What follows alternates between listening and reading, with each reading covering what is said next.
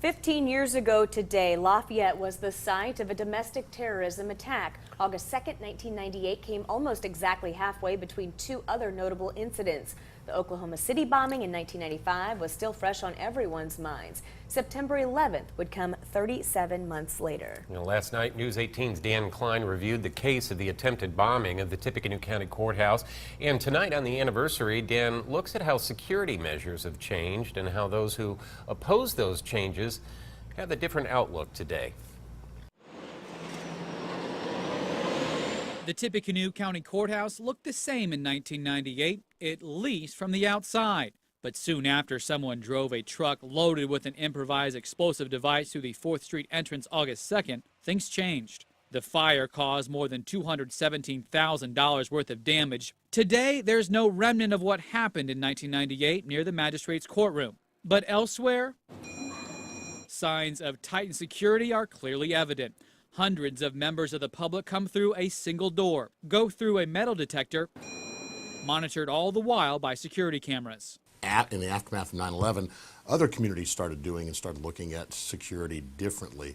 We were just about 3 years ahead of that because of what had happened at our courthouse. In December of 1998, an anonymous donor paid $15,000 to install pillars to serve as vehicle barriers at the 4th and Columbia Street entrances. The county commissioners spent more than $200,000 in the first part of 1999 on extra security, hiring more officers, buying 2 portable metal detectors, and installing more than 100 panic alarms. It's tough to imagine now, but even after the attempted bombing, other security measures weren't popular. Most notably, bringing the number of public entrances to the courthouse down from 8 to 1. This courthouse is a treasure. It should be an asset to the community and not locked down. I think it's the people's building and it should be open. It just makes it harder for people to get access to get inside. 4 years earlier, in 1994, Circuit Judge Ronald Melikar had U.S. Marshals assess courthouse security. Locking all but one entrance was one of the recommendations, a suggestion echoed by a security committee formed after the 98 bomb attempt.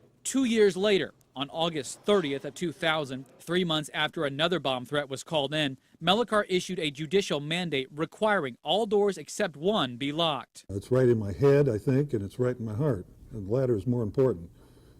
And so I'm determined to see this through. But those who opposed the mandate were just as determined. With a unanimous vote by 20 members of the Bar Association and several other judges on their side, county leaders fought back with a lawsuit. To, have a mandate of this nature. I'm very disappointed in one person telling the whole community how to run a community building. On August 30th, 2001, exactly 1 year after the mandate was issued and just 11 days before the 9/11 attacks, a special judge ruled in Melikar's favor and forced the county to pay legal fees for both sides, totaling almost $300,000. In other words, almost $100,000 more than the damage done in 98. I look back now and it doesn't bother me. At the time it did, because you got those beautiful wooden doors that are sealed shut,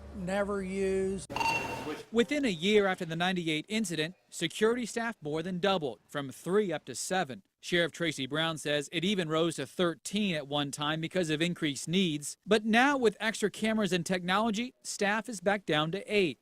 As for the single public entrance and the mandatory metal detector, visitors don't seem to mind. Oh, I think it's for the best, probably. But that's not all that's changed. Thanks to the war on terror and incidents like the Boston Marathon tragedy, there's a lot more eyes and ears attentive to the unusual. And more than anything else, that could be what keeps an incident like August 2nd, 1998 from ever happening again. The mindset of citizens today, completely different than what it was in 1998. People are watching out for one another. People report suspicious activity.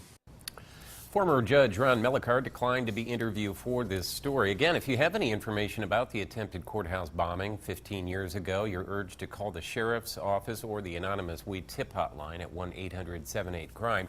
If you missed last night's report with memories from multiple eyewitnesses, both then and now, you can watch it all at our website at WLFI.com.